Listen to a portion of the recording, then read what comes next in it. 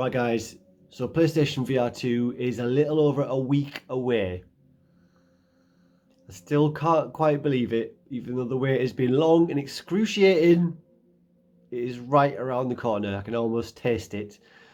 So I thought now was a good time to do a top 30 video of all time of the PSVR 1 collection. Now this is my own personal top 30. So there's some kind of wild cards in there. There's some absolute belters that aren't mentioned. It was excruciating making this list and unnecessary. I could have done a top 50 if I liked, but that would have taken forever. And part of the process of this is whittling them down to what is really your absolute favourites. Just for an excuse to talk about that amazing library of games before we leave it behind for brave new worlds. You know, PlayStation VR 1 has got some strange criticism from some folk about not having a good enough game library, but it actually had the best game library of any VR headset that has ever been. And so yeah, it was really difficult whittling this down to just 30 titles because I have loved so many. I mean, this is a small selection of the games that aren't in this list. So some honourable mentions. Iron Man VR. The only reason I really didn't include it is because of those long load times and some of the awkward bits in between the gameplay. Hopefully that'll get an upgrade and bring it up to speed and make it more user friendly and streamlined on the PlayStation VR 2. We haven't had any word about that yet. Star Wars Squadrons, really cool game. Not really kind of a space shooter kind of player. That 6 degrees of freedom movement, the dogfighting style of games I've never been very good at, but it is a very, very cool game. Doom 3, you can play that with the aim controller. Really, really fun, really kitsch, retro style VR game, or is a retro game put into VR. Fantastic. Didn't quite make the cut. No Man's Sky, this game obviously keeps getting better and better. They keep adding more and more to it, but I didn't play it for very long on PSVR 1 because it was really blurry. And even when they kind of patched it and updated it, it's still quite blurry. So I'm waiting for the PSVR 2 patch, which is a common theme amongst some of the games that I've not included. But not this one. This has not been announced to have a PSVR 2 patch coming yet. But To the Top is a very cool platformer. I just never got into it as deeply as other people did. Maybe one day I still will. Carly and the Reaper Man, fantastic local 2-player game where one person has a headset, one person has the DualShock, plays on the TV, and really cool cooperative puzzle platformer. Had a fantastic time playing this with my partner.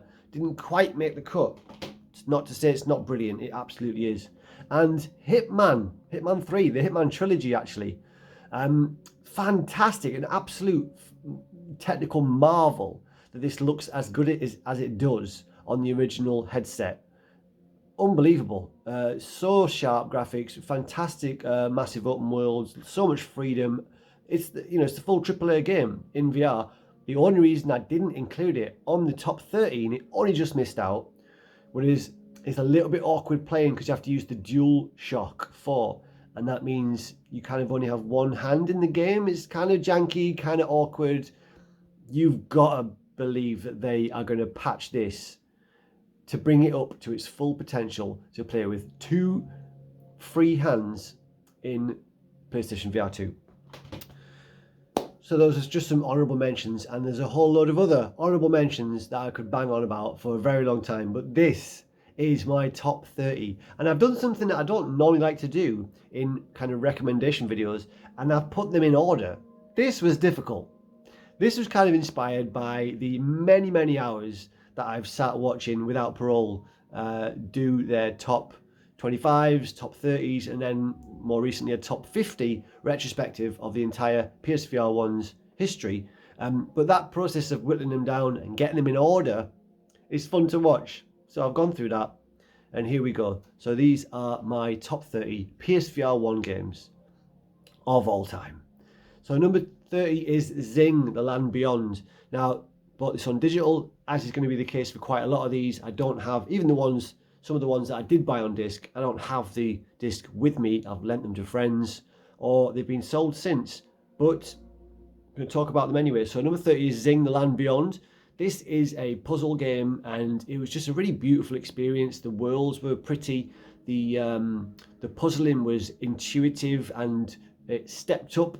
It kind of worked you in gradually. Started with more simple things, and it got really quite complex and quite difficult puzzles at times. Now, the only reason this game is number 30, that far down, is I never actually finished it.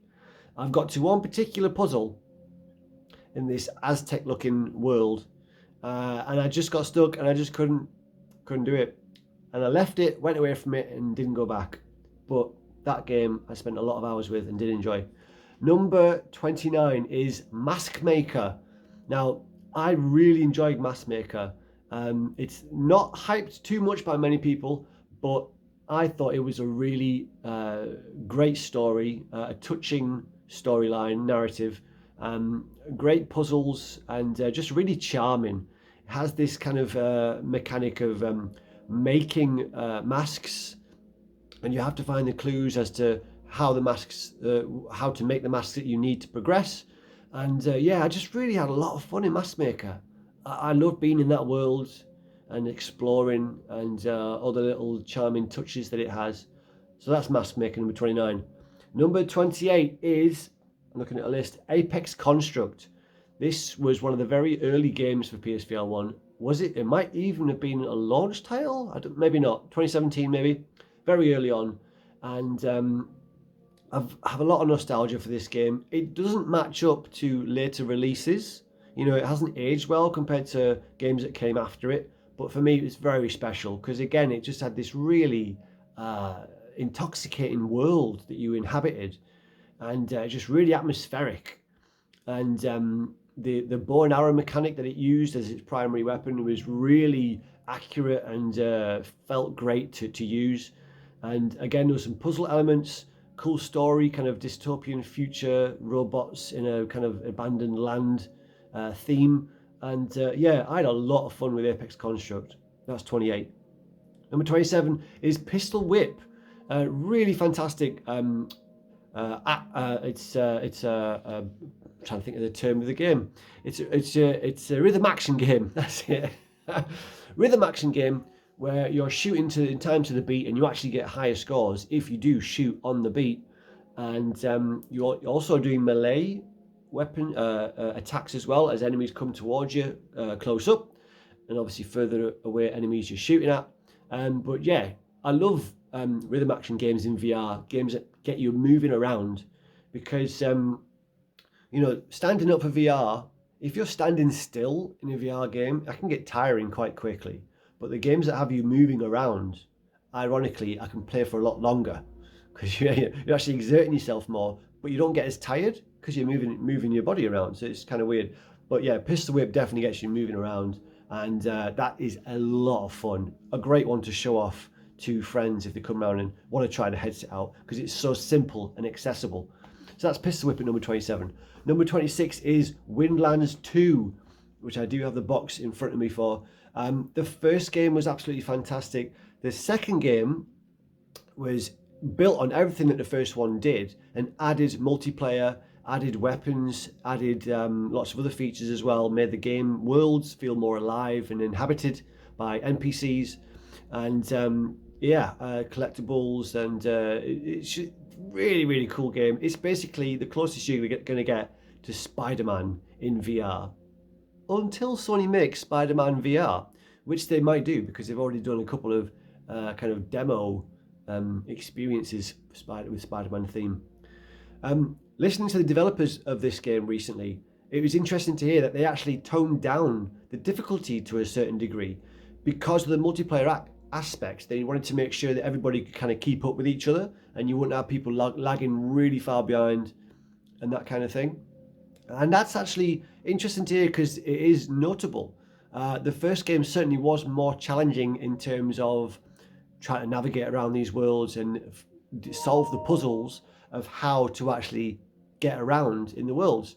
This one's a little bit easier to find your way around, and for that reason a little bit less challenging, but it's a hell of a lot of fun. Windlands 2 deserves to be there at number 26. Number 25 is Moss.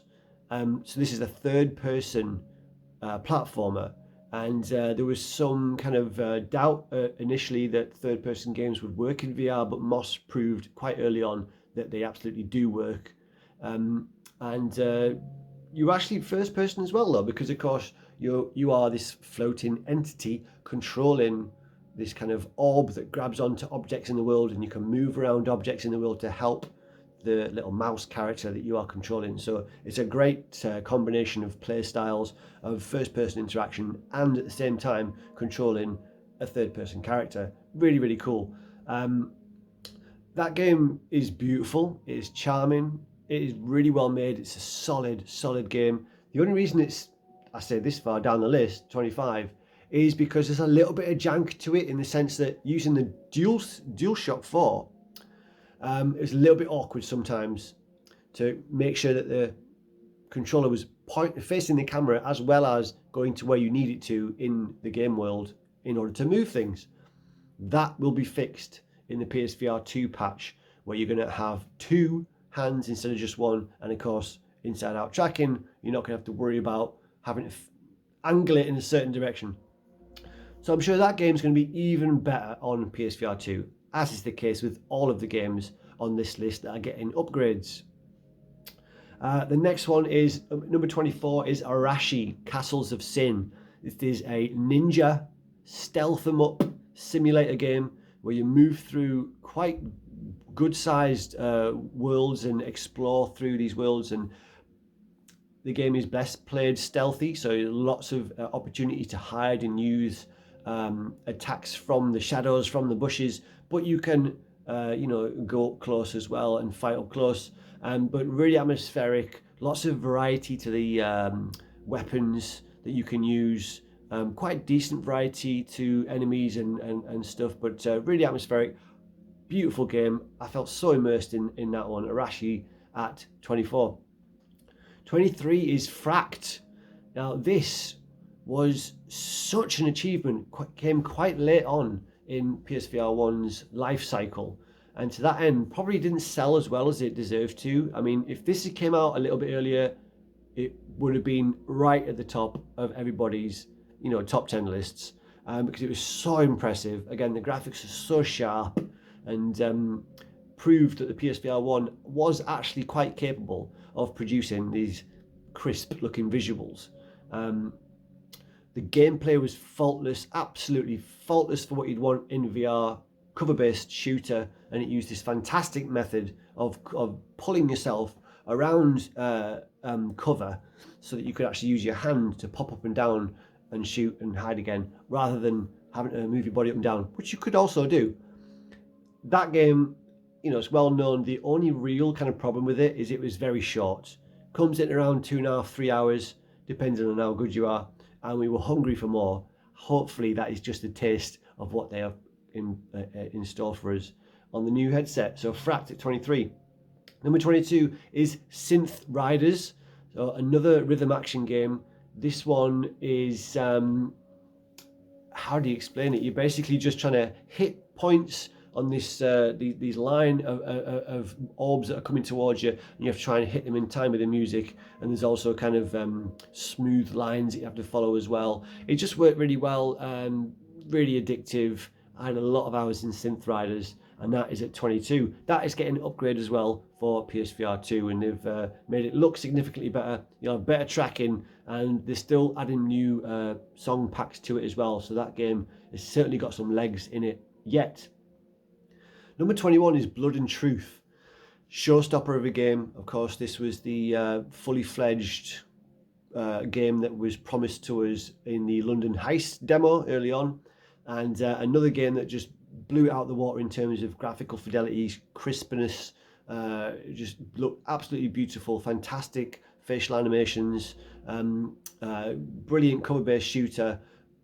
So immersive. It was on rails, but of course they did that in order that they could provide you with this very cinematic experience where everything's kind of scripted and things would happen to you in a very evocative way, So that was kind of the reason, I guess, it was on rails. It never really felt like that was a restriction because he was so impressed by all of the things that were happening there. Sorry about that. That was the postman delivering me some rubbish. An important notice from the TV licensing people. I wish they'd just come round and I'd invite them in and show them all of the wonderful ways that I use my TV that don't require a license. But yeah, okay, where were we? So Blood and Truth, that is at 21. Fantastic game. They did add some extra stuff to it as well. So if you think the campaign itself is not very replayable, they did add some extra challenges as well to that game. So it does have some replayability. Number 20, here we go, the top 20. First one is, whoop, nearly threw it away, Budget Cuts. So again, obviously this came out on PC beforehand. It took a while to get to us. There's already a sequel that we didn't get on PSVR 1. I'm still hoping we get the sequel on PSVR 2, but this is so charming. Think Portal. That's basically what it is. Portal. Using a portal gun to move around and navigate environments and beat enemies, solve puzzles, find clues. Again, just really humorous. A good-looking game. So fun. Oh, I had such a good time with this game.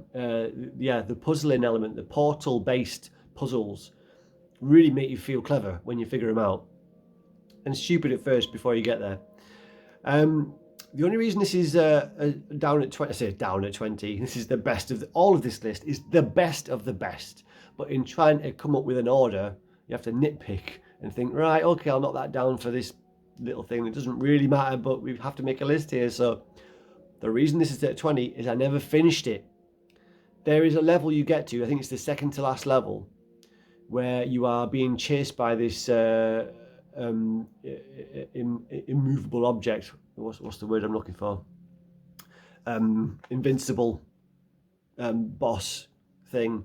And I just couldn't figure out how to get past that level. So yeah, Budget Cuts, fantastic fun though. Right, next one, number 19 is Sprint Vector. This is basically a parkour Mario Kart. That's all you need to know. And when I say that, that is no, I'm not just, that's not a throwaway comment. This feels as polished and as fun as Mario Kart. It absolutely does to me. Vibrant, colourful worlds, fantastic characters. The level design is fantastic. Multiple routes through levels a lot of the time. Really, really effective and fun and quite deep control methods. So it's parkour, so you're running, but as you're running you can also jump, fly, climb, and there's various pickups, various power-ups and things like this. And my god, what a fun game. When that first came out and the online servers were busy, one of the best multiplayer games I've ever played in my life across any platform.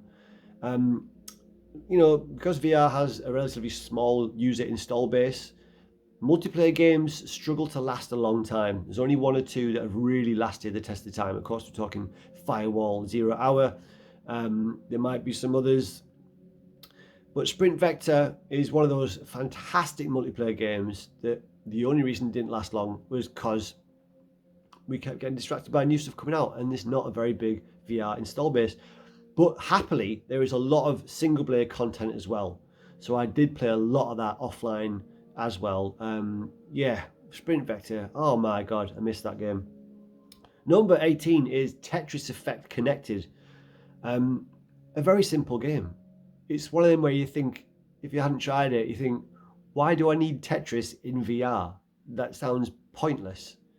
It's definitely not pointless, because what they did here, they went for a thing called synesthesia, which is where they try and invoke a lot of your senses at the same time to get this feeling of just like psychedelic immersion into what you're doing. And it works perfectly, because whilst your brain is occupied trying to solve the puzzle of playing Tetris, your eyes and ears are being bombarded with psychedelic imagery, like firework displays of colour going off in the background, warping around and changing all the time.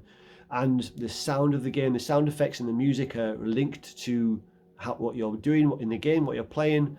And it all builds to a crescendo, especially if you're playing my favourite mode was where you have to get to 150 lines. I can't remember the name of the mode, but the feeling of just orgasmic relief and achievement if you manage to hit 150 level lines, and it obviously getting faster and faster and faster, and then you finish it and you get this kind of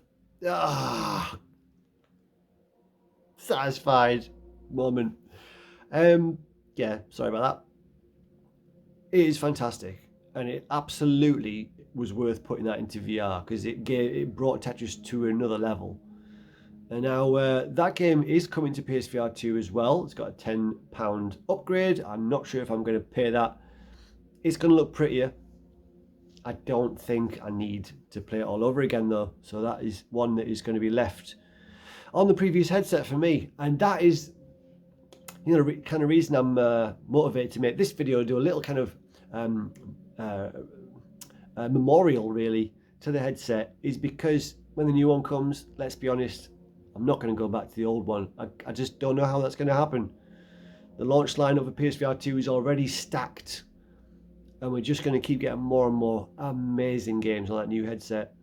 So then to go back, as much as I loved all of these and many more PSVR 1 games, I just can't imagine me wanting to go back to the old lower resolution with worse tracking, with, you know, other awkward elements to it. I just can't see it happening. It's a real shame because I could have kept playing these games for many, many years. It's such a good library of games. Anyway, number 17 is Wanderer. Another game that came quite late in the life cycle of PSVR 1, and they haven't announced it yet, but we really hope, and it really needs, a PSVR 2 upgrade. There was nothing wrong with this version of the game, absolutely. It just deserves to live on. It deserves to reach a wider audience. Beautiful. Another game that really showed the PSVR 1 didn't have to be blurry. You didn't have to compromise all that much. This game looks fantastic, especially on a PS4 Pro.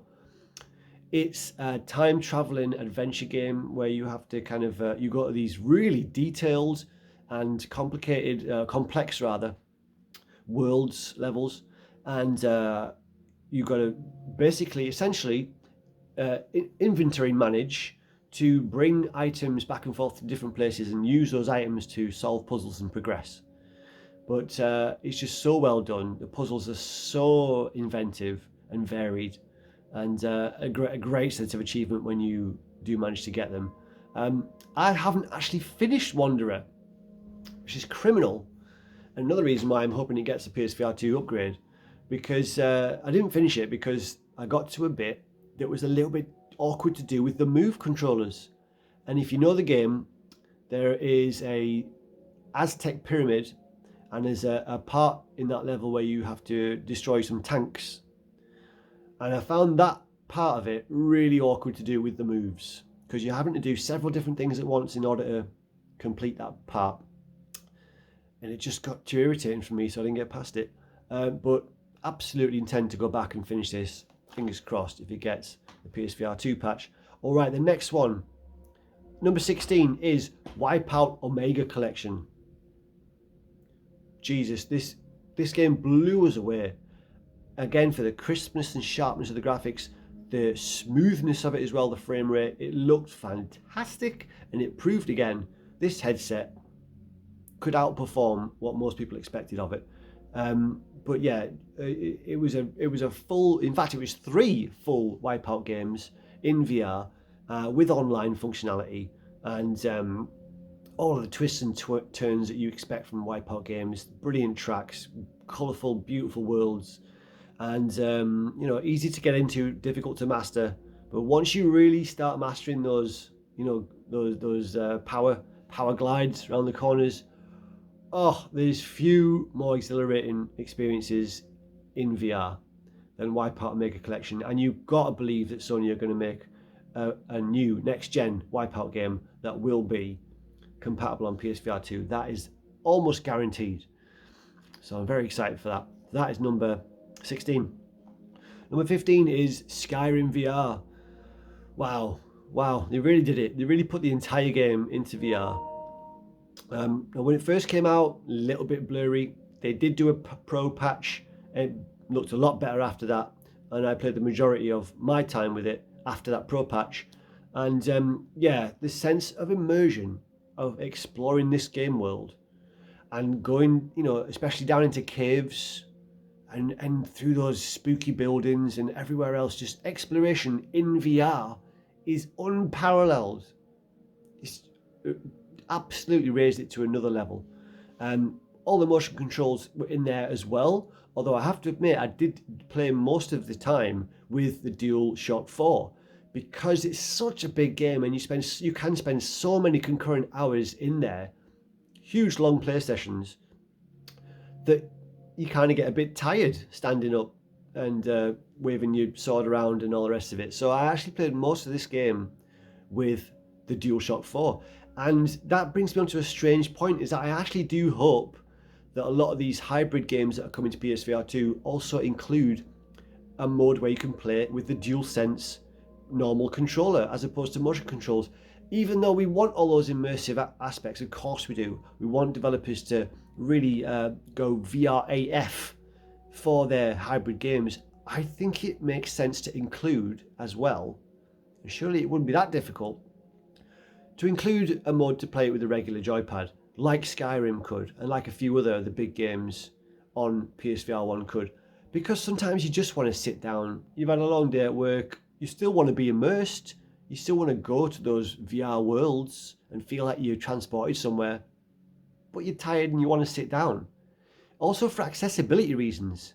I'm sure there's a lot of kind of various disabilities where it would make it difficult for people to play VR with motion controls, especially standing up. To have enough freedom to play those games, well, you can play motion control games sat down, of course, but that extra level of comfort, I hope that a lot of games do get the controller support, but we shall see. This game, I mean, everyone knows about Skyrim. I didn't finish it in VR, but that's pretty much only because I'd already finished it when it first came out, but that's got to be on the list. All right, the next one is, where are we at? Number 14 is a bit of a wild card for me, a bit of a hidden gem, a bit of a personal favourite, and that is Beat Blaster. Beat Blaster is, well, I'm not going to say on rails, it's a shooter. You're moving forward through these procedurally generated worlds with various different obstacles and enemies, and they're very varied, and a kind of eclectic mix of different types of obstacles and enemies, and they all appear in different orders every time you play. So it's different every single time you play, and there's 30 levels, but they go up in difficulty, of course, as you play, and it's kind of half rhythm action game as well, because the music is so integral to this game. It really feels like it's pulling you across these pumping kind of dance music, electronic dance music kind of soundtrack that pulls you along as you're shooting, and I just found it so immersive. There's a couple of different control methods. My favourite was where you use your head to move to the side like that, or lean forward to go faster, lean back to slow down, and actually for a few seconds you can pause time almost. And that just made it feel so immersive, that this feeling of leaning into the levels to go faster, moving your body to go left and right, while shooting with two guns, all these enemies that come in front of you. I'm not doing a great job of explaining how amazing this game is, but it stuck with me enough to put it in there with all of these big hitters. So for me, that's Beat Blaster at 14. Number 13 is Golem, or Golem. Now this was the first game we ever heard about being in development for PSVR 1 before the headset came out, and it took many years to get here. It seemingly went through several different kind of iterations in development, and they went back to the drawing board a couple of times, and when it finally came out, it still needed some work to it. The control method that they went with was a bit awkward, and people were a little bit disappointed by this strangely odd control method. To their credit, they quite quickly patched in new control methods, and actually they ended up using the what is it called now, the little thumbstick you used to get on PlayStation 3 that went with the Move controller, the nav controller. And using the nav controller with the thumbstick for movement in conjunction with one move controller to be your sword, that worked perfectly. And when that update dropped, I believe there was also a pro patch as well that made it look better. That game was fantastic. A really well thought out kind of lore to the world, beautiful art style, really great kind of Metroidvania style level progression, upgrades. The combat was fantastic, really immersive. They used this kind of feeling of weight in the weapons that you use.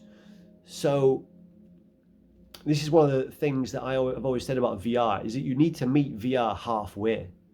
If you want to feel immersed in a game, you can't expect the game to do all of that for you. You have to meet it halfway. So you have to make certain concessions to play within the parameters of the game. And that will help you feel as immersed as possible. And what I mean by that is, for example, with Golem, with the fact that these weapons felt a little bit weighted, it's no good just waggling around like this. You won't get anywhere. You have to move kind of methodically and with purpose in the ways that the attack motions kind of are effective in the game. But when you do that, one of the best combat mechanisms that's ever been in VR. Wow, really big game as well. You get a good amount of hours out of this. Great exploration. Golem, fantastic. Probably didn't sell nearly anywhere near as well as it deserves to. And I can't see that getting a PSVR 2 remaster. But I think it deserves one. I think it deserves a second chance if they can do it without breaking the bank. So that's number 13. Number 12 is Farpoint. Farpoint, the game that the aim controller was invented for. And what can you say about it? First person shooter in VR. So well executed, fantastic story, beautiful worlds, great shooting action, the best use of the aim controller in my opinion. Some other games for some reason couldn't get rid of aim drift. Sniper Elite is a fantastic game. I would have included it on this list if it wasn't for the fact that whenever I tried to play Sniper Elite, my gun in the game would drift like that. Really irritating.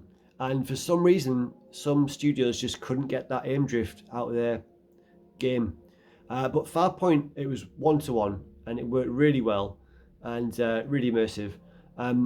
Fairly linear. You know, the levels were you were basically shepherded down a very wide tunnel from A to B.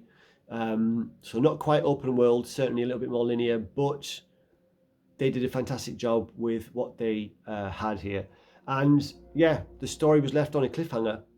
Definitely deserves a sequel, and it's the kind of game you can expect on PSVR 2, a sequel to this. I mean, you can't imagine where they're going to go with it, but it certainly deserves to come back. Number 11 is Borderlands 2. I'd never played Borderlands 2 before.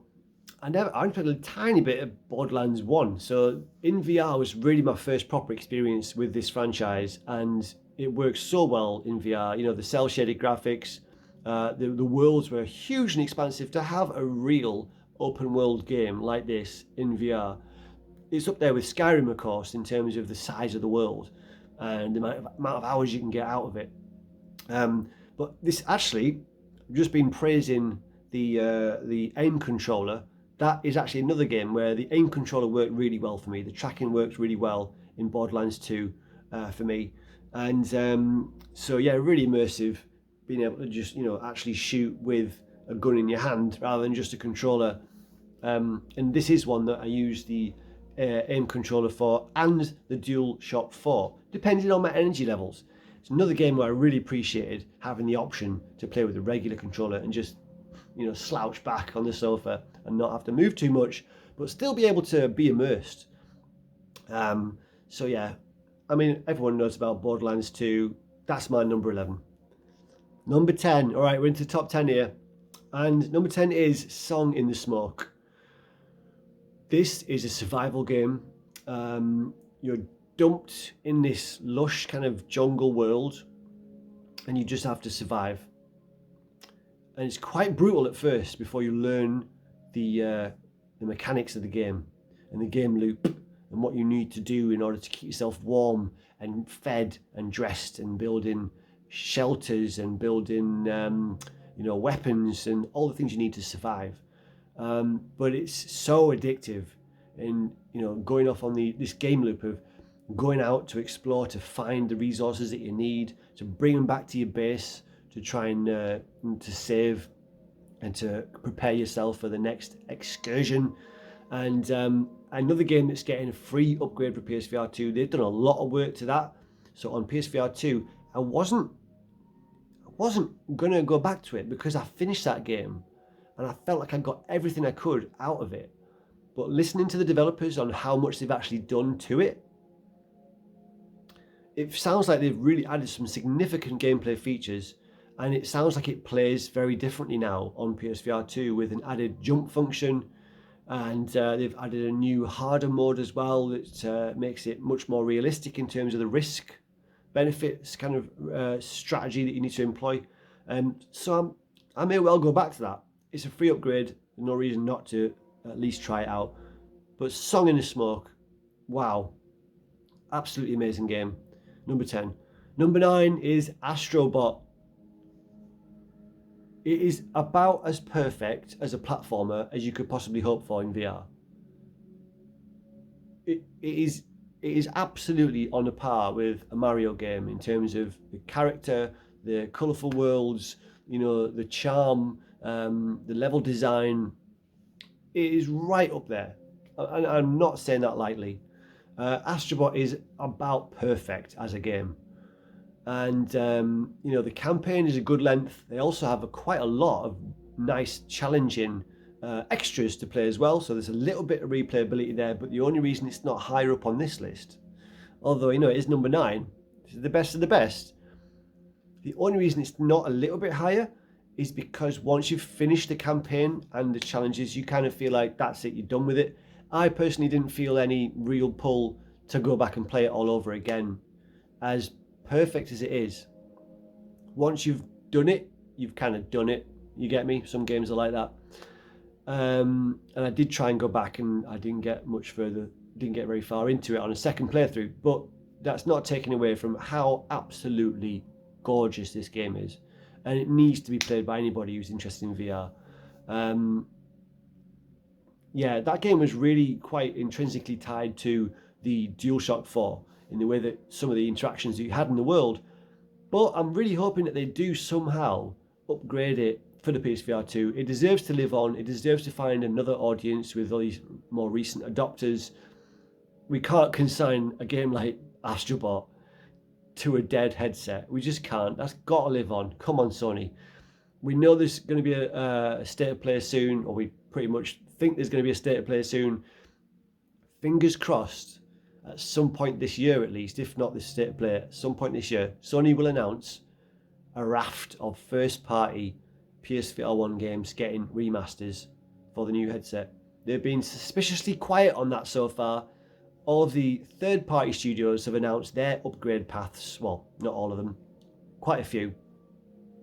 But we've heard not a single word, whether yay or nay, from Sony on this, which makes you think they're waiting for a big reveal of a big selection of first-party PSVR 1 titles that will live on the new headset, and that has got to be one of them. But it might take a little bit of work, to convert it to using the Sense controllers. Or maybe the DualSense can be tracked by the new headset. It does have lights down the side. I don't know. We'll see. Anyway, number 8 is Until You Fall. This is how do they describe this? Is it a roguelite? Is that the correct term? It's a hack and slash game where it absolutely destroys you at your first attempt, and you have to get through these levels, defeating enemies to earn credits, currencies, to go back to the base and level up your character, level up your weapons, and then progress further, and further as you get better at the game and as you level up. And that gameplay loop is so addictive. The game world is really gorgeous, colourful, cartoonish looking, but I wouldn't say cartoonish. It's colourful. beautiful game world to be in, and the physics of the combat is so compelling, immersive, and just really satisfying is the word I'm looking for. It's a satisfying melee game. A game with fantastic music, presentation, gameplay. I had such fun with this game, and it's another one of those ones where you don't mind standing up to play for a long time because you are moving around a lot. So yeah, I had many hours with Until You Fall. Number 7 is Beat Saber. It's the headline rhythm action game in VR. It's the VR game everybody's heard of. It's got to be surely by quite a margin, the best-selling VR game of all time so far. Of all time so far. It's an odd phrase, isn't it? There's more time to come. But Beat Saber, yeah. Oh, put a lot of hours into this as well. Haven't played it in recent years very much, but that's only because I played it so much for the first couple of years when it came out. Yeah, it's so immediate. It's so easy to pick up and play. So simple and intuitive gameplay. You're just slashing blocks that come towards you to the music with 2 lightsabers essentially, and really good. And it actually proved to me that the Move controllers, although they get a lot of flack, actually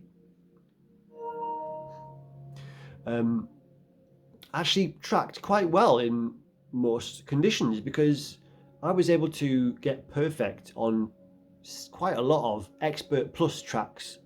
So it's the highest difficulty level where these blocks are coming at you so quickly, and yeah, I'm able to get a perfect score on some of these levels. So it's a testament to how well the moves actually did, considering they were old tech at the time, repurposed for VR.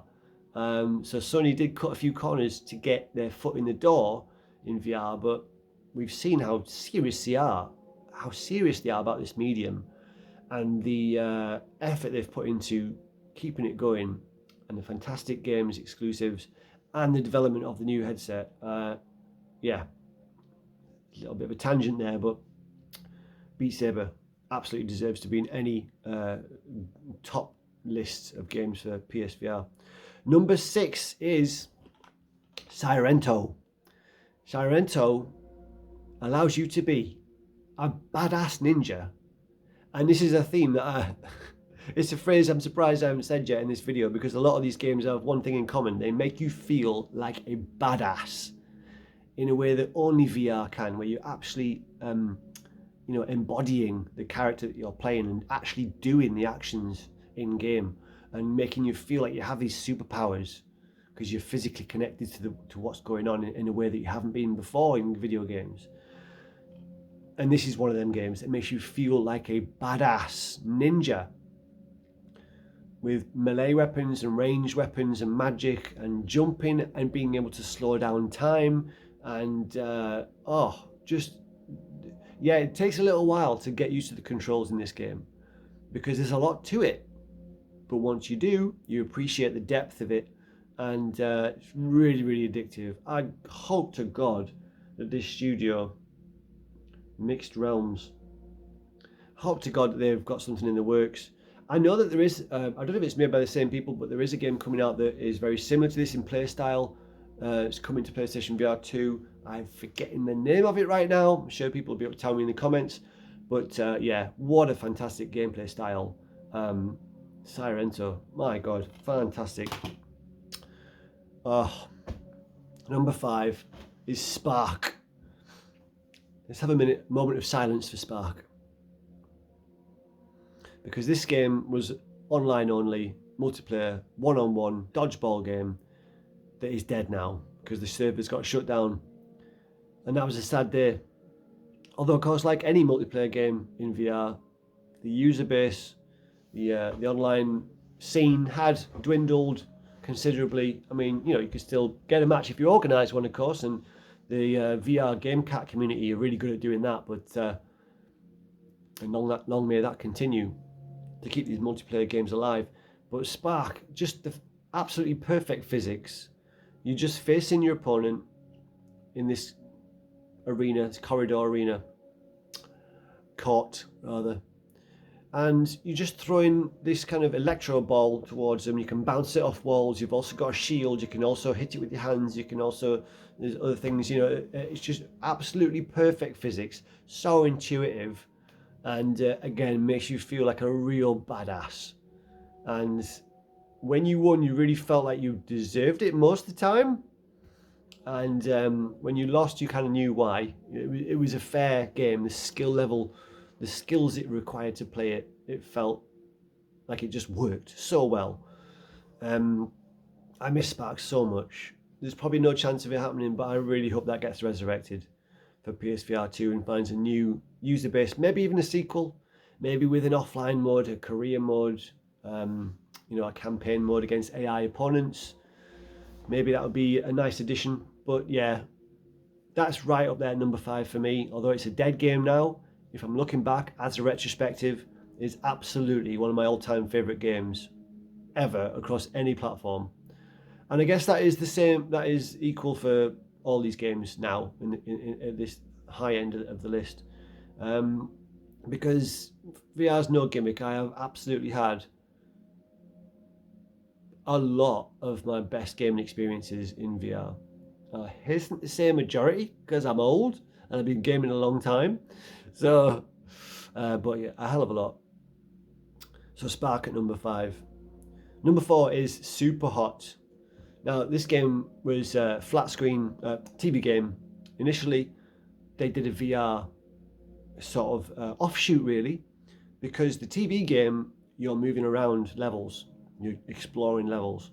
In the VR game, you sort of teleport between certain points within these relatively small zones. But it works so well. This game, if you don't already know, and you really should do if you know anything about VR, it's absolutely regarded as one of the most immersive experiences that there is, because the core gameplay mechanic is that time only moves when you do. So that simple control, that simple element to the game, makes it a puzzle shooter. Because as these enemies are coming towards you, you have to decide every movement you make could affect whether you get shot or not, or your chances of being able to clear the level. It's unbelievable. The organic feel to that puzzle element of this game is just, it shocks you how precise and how varied your options are when you're trying to, you know, move through these levels and defeat all these enemies. You're throwing weapons, you're catching them, you're punching enemies in the face if they come close, you're shooting them, different types of weapons, limited ammunition, so you're always having to swap out and get new weapons as they come towards you, become available. And that kind of risk benefit analysis that you're constantly doing. Can I reach for that weapon? When I get shot, I've got to move my head as well and got to go this way. And it had you moving around. Also, in game world, a lot of the times there would be in-world obstacles, or rather furniture that you could hide behind. And this, for me, was one of the very first wow moments in VR where I thought, oh, this is some new shit. This is what VR is all about. Where I physically would kneel down to kneel behind some furniture in the game in order to have cover. And then I'm blind firing over the top of this desk or whatever. Game changer. Absolute game changer. And surprisingly, I can't think of a hell of a lot of other VR games that have used similar things like that. So that physical kind of cover-based, using your environment like physically to kind of hide behind. It's such an evocative way of using VR. I say Fracked has done that, of course. There are some others, just not many. Crisis Brigade 2 did that. Great cover-based shooter. But yeah, Superhot will forever be one of my absolute favourite games of all time, at number 4. Number 3 is The Persistence. This is a roguelite game, another one that is procedurally generated, so every time you go through these levels it's different, meaning you can't just memorise level patterns, layouts. a really deep and involved and varied upgrade system for your character, for your abilities, for your weapons, and such an addictive game loop. Again, is it Metroidvania? No, it's roguelite. Yeah, going out and scavenging and killing enemies in order to, get more upgrades, currency to then beef your character up in the way that you want to. And there's so much choice in how you approach this game, and so many different ways you can play it. You can focus on melee, different types of long range, different type of abilities, augmentations to your suit that you wear. You can even employ enemies to be an ally in the game and such like that. Really atmospheric, spooky atmosphere, great graphics, and another game that proved that you can feel very, very immersed in VR whilst using a normal controller. And I really appreciated that for those times when, again, just wanted to sit and chill, and I'm tired, and I didn't want to move around a lot. So I want my cake. And I want to eat it too, please, on PSVR 2. I want the motion controls, but I also want the option to play it with the controller. I don't know if that's going to happen this time around. I think developers seem so enamored with the high fidelity and capabilities of the Sense controllers. I don't know if we're going to see a lot of games that support a regular controller, but Persistence did.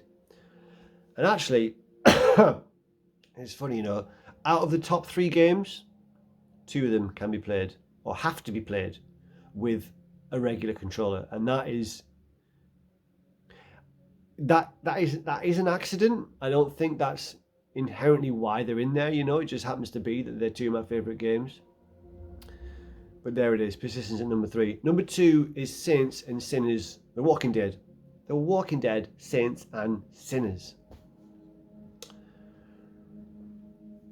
Fantastic use of motion controls, even with the moves. Those old shitty moves that everyone complained about worked brilliantly in this game. And again, like Golem, it's one of these games that tried to create a sense of weight to the in-game weapons and objects that you manipulate. So on heavier objects, there's a bit of drag. If you try and move it too quickly, you'll see that the character can't really do that.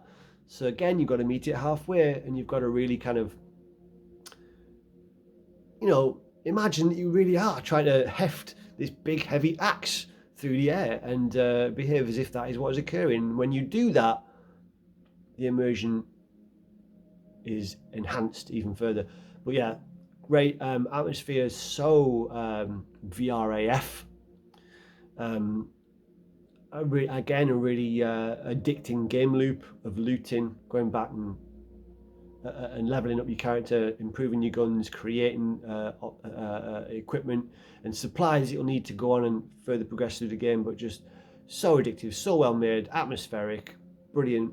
Everyone knows Saints and Sinners is it's probably the best VR centric game, although it's not my number 1, and it will be no surprise, the only one that I haven't mentioned yet. Number 1 is Resident Evil 7 Biohazard. This game came out really early on in PSVR 1's life cycle and set the bar so high, it actually raised our expectations so high that some people were disappointed as the years went on that we didn't get more games of this caliber. But the story behind it has been told before, and if you haven't heard it, Sony paid Capcom $5 million to do the conversion and put their AAA Resident Evil 7 game into VR. So Sony bankrolled that. I doubt they made the money back off that. It was a showstopper, it was a statement of intent. It was showing this is what can be done on PlayStation VR. But they needed a studio to do that and to spend the money. Third-party studios just not going to do that because, especially in 2016, probably still to a certain degree, the market is not big enough for third-party studios to put millions and millions and millions into a AAA VR-only game. So it had to be this idea of hybrid, where you add VR functionality to a game that is already being sold to a much larger audience on the TV. But even with that concession to add VR capability rather than do something from the ground up, it still took Sony, the owner of the company that makes the headset, to bankroll that VR version of Resident Evil 7. Apparently it took Capcom 2 years to create the engine with which to convert the game into VR. Once that engine was done, apparently it only took 2 months to actually do the conversion once the engine was created. This is what I've read some long time ago. But that bodes well for the future of VR hybrids, because now that the engine is much easier, it's much easier to get games into VR now on PS5 and with PSVR 2. Unreal Engine 5 has VR capability baked into it as well. It's getting a lot easier, more cost effective and quicker to add VR functionality to your mainstream games. So I am confident that we're going to see a lot more of that this generation. But Resident Evil 7 very early on gave us high expectations that that would be a common thing. And it didn't happen that often. This list of 30 games that I've talked about today, and many more that I haven't, absolutely fantastic, beautiful experiences. But not a lot of them are recognizable AAA IPs. We relied a lot on single A, or what some people call AAA indie. There's a term for that. So high quality indie games got us through for the majority of the PSVR 1's life cycle. And games like Resident Evil 7 were few and far between. But wow. I've told this story many times on this channel before, but once more, for those at the back, before we say goodbye to PSVR 1 forever, it took me 2 weeks to be able to play Resident Evil 7 on my own in the house. It was that scary. It was that immersive. Despite the fact that you're holding a controller, so you know it's a game, you got a headset on, there's a slightly lower resolution than you might like, although the fidelity of the graphics meant that that wasn't something that bothered you at all, because the game world looked beautiful. It was so spooky, atmospheric, and yeah, you felt immersed. I'm struggling to speak because it's still unbelievable to me that it took me 2 weeks to be able to play this game alone in the house. Until then, I had to wait for my partner to be in the room with me so that I felt a bit safer whilst playing this game. It's that scary. It's the most scared I've ever been from any form of entertainment ever. And that's testament to the game design, the atmosphere that's created in there. But it just proved how immersive, how effective, how emotive VR can be. And for that reason, this game remains number one so far, although that's not to throw shade on any of the other games on this list. What a fantastic time I've had with PSVR 1. I am sad to see it go, because I still have a backlog of a good number of games that I haven't even got to. I haven't even played at all, that are on my hard drive or in my library, that I just never got around to playing. And now I kind of feel like I'm unlikely to do that. I haven't played PSVR 1 for a little while now. I'll give myself some room before the new one comes. And I just don't see myself going back into that old library. And it's kind of sad, because it's such a good library of games. And that is my top 30. What's some of your favourites, guys? Alright, that's it. That's an hour-long video. That's a lot of talking. I'm going to go and shut my mouth now. Alright. Cheers for watching. Bye-bye.